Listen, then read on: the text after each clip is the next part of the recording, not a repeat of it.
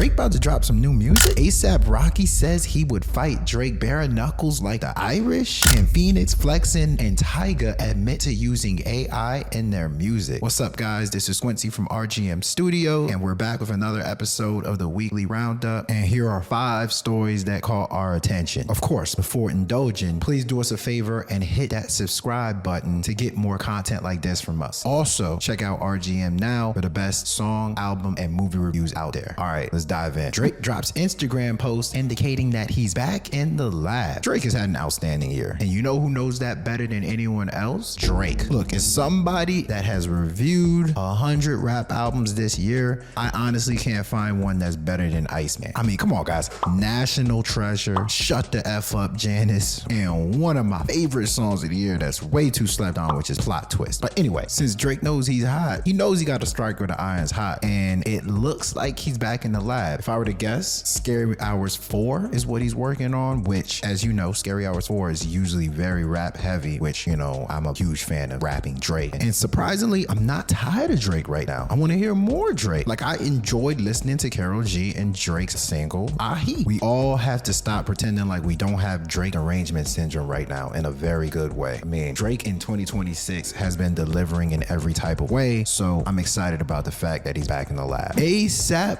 Rocky says he would fight Drake with bare knuckles like the Irish. First off, that's a bar, bro. Like, I would fight you with bare knuckles like the Irish. Like, okay, Rocky, you know, that was some cool stuff to say right there. So ASAP Rocky sat down with Jason Lee for an interview that aired on BET, and he talked about just about everything, which kudos to Jason Lee for, you know, pretty much asking all those tough questions. And when the question came about him trying to fight Drake, ASAP Rocky didn't hold back. You don't want to see me. You don't want to see me. But I answered your question. You don't want to see me. Okay. Leave it. End it there.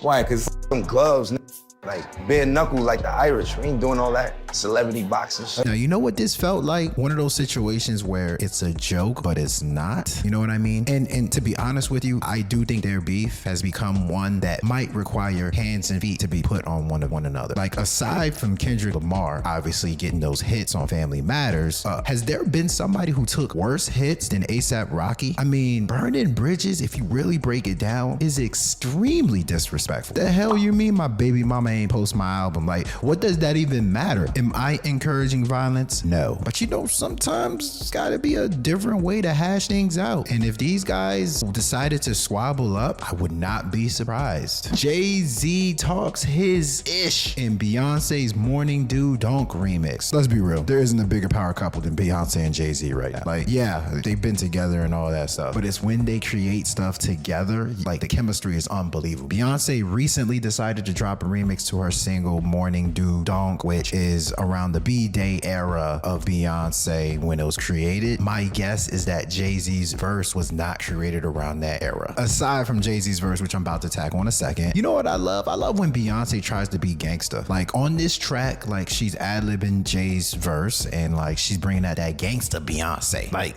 gangsta Beyonce's untouchable. Gangsta Beyonce's underrated. But the highlight of this track is clearly Jay-Z, who, you know, he talks about having the baddest joint in the world, which he said multiple times, but then he takes some shots like randomly at foes. He's pretty much saying, like, you can't out-risk my wrist. You can't take my chick. Wow. Now, this is definitely not out of the norm for Jay-Z, because, like, if you remember on Crazy in Love, like, that's a love song, and Jay was talking about Nick Van Exel and how much he's balling. Like, it kind of fit, but it didn't fit, and it was also very tight. But what this tells me in my investigation of Jay-Z's comeback is that this is stage 3. Like, this is him testing the waters in a new track that was recorded and seeing how comfortable he is, throwing the little subliminal jabs, which is going to be coming more when he drops that album that I am more sure than ever will come out before Christmas. It's coming, guys. We just gotta wait for it. Both Tyga and Phoenix flexing admit to using AI in their music. This is a massive story. Like, this is something that I only think is going to get bigger. As you may know, Tyga dropped a full-length album called Starface under the moniker of this 80s pimp, and Phoenix Flexin has a song that's doing extremely well on the charts called Rubbers. Literally one day, Tyga admitted to using AI on Starface, and then the next day, Phoenix Flexin admitted to using AI on Rubbers. They're both embracing the fact that they used AI, saying that we are ahead of the times. This is something that everybody gotta get used to. Yada, yada, yada, yada, yada. In one sense, you gotta admire their honesty. AI is still new in music, so it's like, you know, to get ahead of that curve is pretty bold. But in another sense, I feel like if you're gonna make such a strong pivot like Tyga did, the whole selling of Starface is originality, something creative and unique. Well, if AI helped it, how was it creative and unique? And as for Phoenix Flexin, to me, that's gotta be the easiest song to detect that was AI. Like, how is this dude, I mean, look, I'm not trying to stereotype, how is this dude making a song that sounds like something you would hear on a Geico commercial? I guess in 5 years, we'll look at this moment as a turning point in history, but it's unknown whether or not Tyga and Phoenix Flexin will be looked at as heroes or people that let music down. Lauryn Hill and Wyclef announced that there will be a new Fugees album that comes out soon. Can you believe we might be getting a Fugees album before Joel Embiid makes the conference finals?